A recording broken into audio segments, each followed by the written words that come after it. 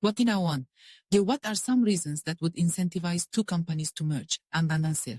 The main reason two companies would want to merge would be the synergies the companies could create by combining their operations. However, some other reasons include gaining a new market presence, an effort to consolidate their operations, gaining brand recognition, growing in size, or gaining the rights to some property, physical or intellectual, that they couldn't gain as quickly by creating or building it on their own.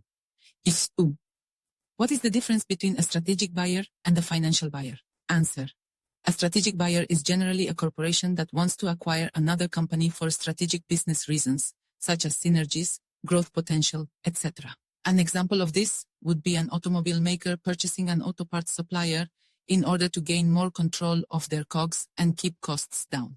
A financial buyer is generally a firm looking to acquire another company purely as a financial investment. An example is a private equity fund doing a leveraged buyout of the company.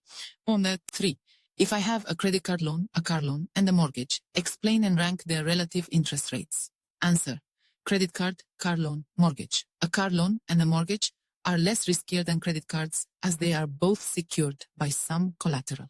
A car loan is riskier than a home loan because a car loses its value much quicker.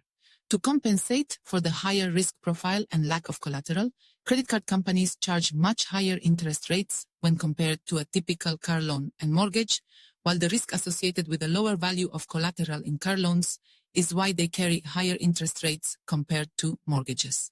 4. What are some of the major macro factors that can affect the spreads on corporate bonds? Explain their effects. Answer. Think about how bonds are priced, based on their discounted future cash flows. If any of those cash flows is in doubt, then the bond's value falls accordingly. So any macro event that would impact companies' profitability cash flow would affect the price of corporate bonds. That said, corporate bond spreads are more driven by micro factors than by broader economic trends, unless those economic systemic factors are very pronounced. 5. If the price of a bond increases, what happens to the yield? Answer. The price-arrayed yield of a bond move inversely to one another. Therefore, when the price of a bond goes up, the yield goes down. The reason for this is that the return on a bond, when annualized, this is called yield, is the difference between its current price and the future repayment. Generally, bonds are redeemed at par. The lower the price, the higher is the return, as the repayment is constant regardless of its price. As the price increases, the return reduces, thereby reducing the yield. 6. How would you calculate the WACC of a private company? Answer. Since a private company has no market capitalization and no beta, you would most likely use the WACC for a comparable public company adjusted upwards for the lack of liquidity. 7. If a firm has a leverage ratio of 5x and it has an interest coverage ratio of 5x, what is the firm's interest rate? Answer. This depends on the formal definition of the leverage ratio, but assuming debt EBIT is implied, we can set up two simple equations. Debt EBIT, 5 EBIT, ET, debt x interest rate.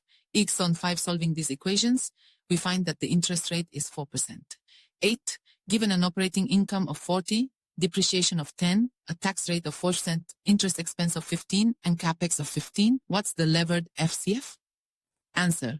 Assuming operating income is EBIT, add back depreciation, a non-cash expense, and deduct capex to get unlevered free cash flow, UFCF, equals 35. Then deduct the interest expense but add back interest tax shield for the net expense of $9, $15 less 4% done, assuming 4% tax rate. This gives us a levered free cash flow, LFCF, of $26. 9. How would you approach a client to sign them? Answer. 2 steps. I'd look at what they're interested in, and then I'd look at how they want it to change. 10. How can you create an equity portfolio with O beta? Answer. Quite impossible for equities. O beta would be CETO risk-free like treasuries. You would have to find 2 industries that were negatively correlated to remove idiosyncratic risks.